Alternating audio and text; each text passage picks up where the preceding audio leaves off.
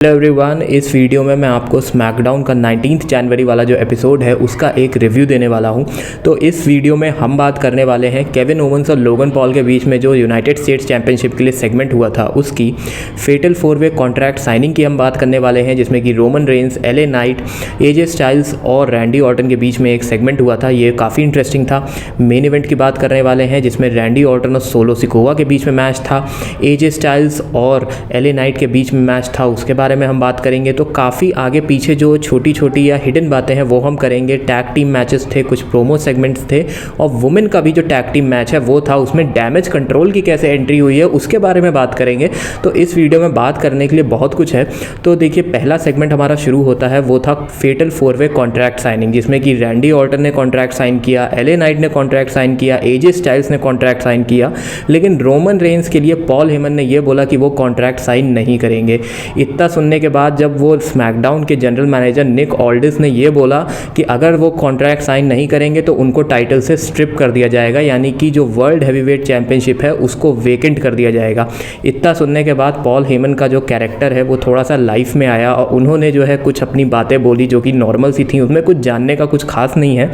लेकिन इसके बाद जो है एक फ़नी सा सेगमेंट हुआ था जहाँ पर रैंडी ऑर्टन ने पॉल हेमन की टाई को पकड़ के उनको थोड़ा सा कहते हैं ना धमकी दी थी कि अगर जो है बता देना रोमन रेंस को कि मैं उसको आरकेओ लगाने वाला हूं। तो इस सेगमेंट का सबसे फ़नी चीज़ ये थी कि किस तरीके से पॉल हेमन का जो फेशियल एक्सप्रेशन है वो चेंज होता है। कभी जब वो माइक पकड़ते हैं तो वो एकदम ही सामने वाले को धो देते हैं, लेकिन वहीं अगर उन पे कोई हावी हो जाता है तो वो कैसे उनका एक रिएक्शन एकदम से चेंज हो जाता है, वो देखने वाली बात होती है।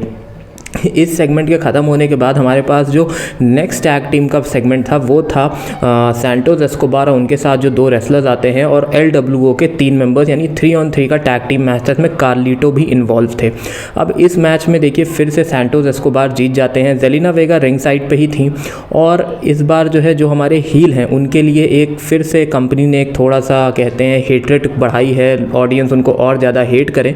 तो ये सेगमेंट उसी के लिए था और कार्लिटो भी काफ़ी टाइम से सैंटोस एस्कोबार के पीछे पड़े हुए हैं कि उनको रिवेंज मिल जाए। तो ये स्टोरी लाइन भी अपने आप में चल रही है और ज़्यादा कुछ इसके बारे में बात करने को नहीं है। अब टैग टीम की बात कर रहे हैं तो वुमेंस टैग टीम का एक मैच था जिसमें कि जो अभी हमारी करंट वुमेंस टैग टीम है कटैना चांस और उनकी एक tag team partner versus unholy union करके एक नई टैग टीम NXT से आई है जो कि अभी हाल में ही हमको मेन रोस्टर पे दिखी है, उनके बीच में मैच था। इस मैच में जो वुमेंस टैग टीम चैंपियन है वो तो जीत गए, लेकिन हाईलाइट और जो अटेंशन था वो था डैमेज कंट्रोल पे, जो कि रिंग साइड पे बैठे हुए थे, क्योंकि मैच ख़त्म होने के बाद डैमेज कंट्रोल के आस्का और कायरी केन रिंग में आते हैं और कहीं ना कहीं एक टीज़ करते हैं कि वो भी चैंपियनशिप मैच के लिए आगे आ गए हैं। तो इतना देखने के बाद देखिए जो अनहोली यूनियन जो एक्चुअली में मैच लड़ रहे थे वुमेंस टैग टीम मैच से, उनके ऊपर उतनी लाइमलाइट गई नहीं क्योंकि वो एक लूज कैरेक्टर है। अभी हाल में ही वो हमको मेन रोस्टर पे दिखे हैं तो उतना ज़्यादा ऑडियंस को उनके बारे में पता नहीं है। लेकिन वहीं बात करें डैमेज कंट्रोल की तो उनकी एंट्री जो है इस सेगमेंट को और ज़्यादा स्पाइस करती है और ज़्यादा मज़ेदार बनाती है। तो अब इन फ्यूचर हमको जो है कायरी केन और आस्का के लिए एक टैग टीम मैच देखने को मिलेगा वुमेंस चैंपियनशिप के लिए। अब एक सेगमेंट की बात कर लेते हैं कि जहाँ पे कैरियन क्रॉस और उनके जो साथ के लोग हैं उन्होंने बॉबी लैशली और स्ट्रीट प्रॉफिट्स को एक वीडियो पैकेज में एड्रेस किया था और अब नेक्स्ट वीक हमको एक कॉन्फ्रंटेशन देखने को मिलेगी। अगर आपने मेरा पिछला स्मैकडाउन का रिव्यू देखा है उसका लिंक मैं आई बटन पे ऐड कर रहा हूँ, तो वहाँ पे मैंने बात करी थी कि कैसे जो है एक बॉबी लैशली और स्ट्रीट प्रॉफिट्स को कैरियन क्रॉस और उनकी जो टीम है उन्होंने असॉल्ट किया था। तो वहाँ पर थोड़ा सा फ्यूड आगे बढ़ा था, तो इस बार भी उसी फ्यूड उसी स्टोरी लाइन को आगे बढ़ाया गया है। अब नेक्स्ट मैच की बात कर लें तो वो था एजे स्टाइल्स और एले नाइट के बीच में। अब देखिए इन दोनों के बीच में जो मैंने आपको उस वीडियो की शुरुआत में कॉन्ट्रैक्ट साइनिंग बताई थी उसमें जो है एजे स्टाइल्स का ये कहना था कि एले नाइट को जो टाइटल शॉट मिला था वो उनकी जगह मिला था क्योंकि एजे स्टाइल्स इंजर हो गए थे।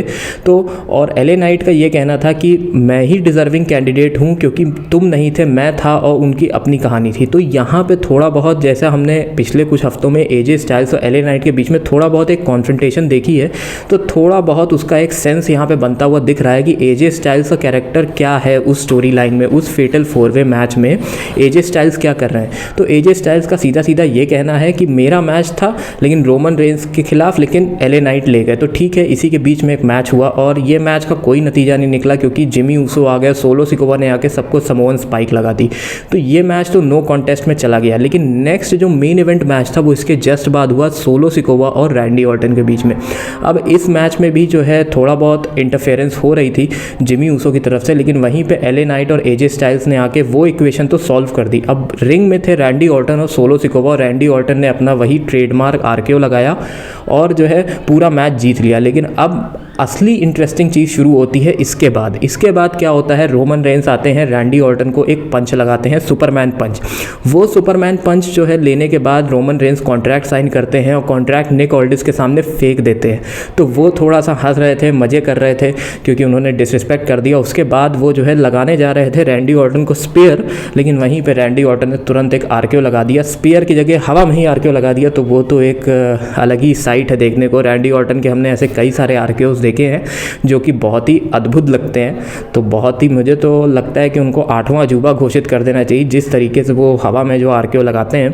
बहरहाल ये सेगमेंट ख़त्म हुआ रैंडी ऑर्टन के सबके RKO के साथ। सिर्फ रैंडी ऑर्टन ही रिंग में बचे हुए थे, बाकी सब लोग फ्लैट हो चुके थे, Solo Sikoa, Roman Reigns, LA Knight, AJ Styles, हर कोई। अब इसके बाद जो है, अब मैं पूरे शो की बात करूं तो कभी भी जो स्मैकडाउन का शो है वो किसी मेन इवेंट या किसी पेपर व्यू के पास जाता है तो वो बहुत ज़्यादा अच्छा हो जाता है, क्योंकि इस सेगमेंट में आप देखेंगे तो बहुत कुछ था। लोगन पॉल और केविन ओवंस का एक सेगमेंट था, उसके बाद जो है हमारे पास फेटल 4-वे मैच था, उसके बाद हमारे पास मेन इवेंट मैचेस थे, वीडियो पैकेजेस थे। तो धीमे धीमे स्टोरी लाइन आगे बढ़ रही है।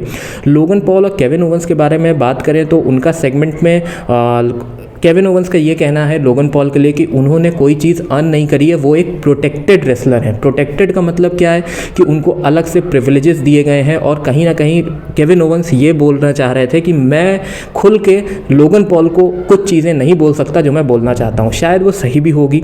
और बहरहाल लोगन पॉल को तो अपना रिज्यूमे, अपनी लिस्ट उन्होंने गिनवा दी कि वो क्या क्या हैं। वो एक्टर हैं, वो एंटरप्रेन्योर हैं, वो बॉक्सर हैं, वो रेसलर हैं, वो बिजनेसमैन हैं, वो और भी बहुत कुछ है।